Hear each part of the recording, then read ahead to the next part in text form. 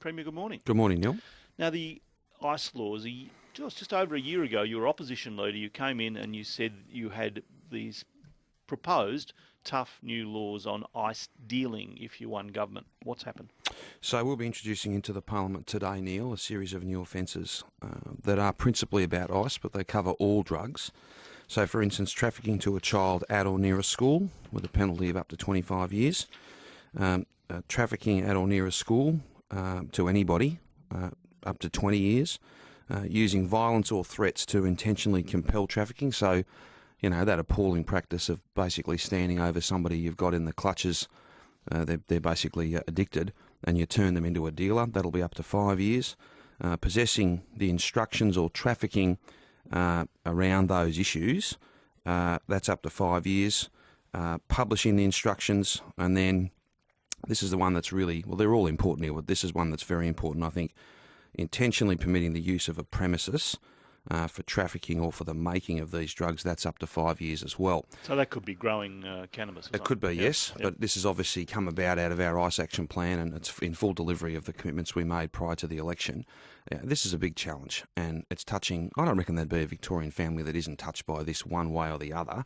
And if you look at the figures, the number of incidents, Victoria Police tell us, at or near schools, 4 of them in 2011, 19 in 2013, 28 in 2014. So we're seeing this on the rise, and we need to send not only a strong message that we won't tolerate anybody trying to get young kids into the clutches of this evil poison, and if they do get caught doing it, then the police will have at their disposal all the powers that they need.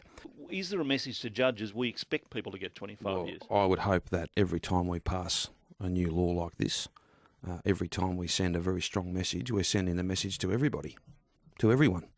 And I would hope that the whole community would understand that we're serious about this, and that the community, more broadly, the community is serious about this. People are not going to cop this any longer. If you're peddling this to kids, then you will be caught, and you should feel the full force of the law. So you would hope I would hope every case gets judged on its merits. I don't think you want politicians determining what sentences should be on each individual case. But we don't set the maximum for show purposes. It's there for a reason. And I'd expect that depending on the severity of any individual case, our system would use all the powers given to it. Rehab remains a problem. I get a lot of people ringing me saying we can't get into rehab, so what can you do about that? So what we've done is we've provided a really big boost. I think it's the best part of $20 million for regional Victoria, because that was a long way behind. Now, I'm not saying that that makes regional Victoria perfect. It doesn't, but it was a big step forward. There are some other issues around some day-based therapy where you get intensive therapy but you go home at night, versus facilities where people can stay.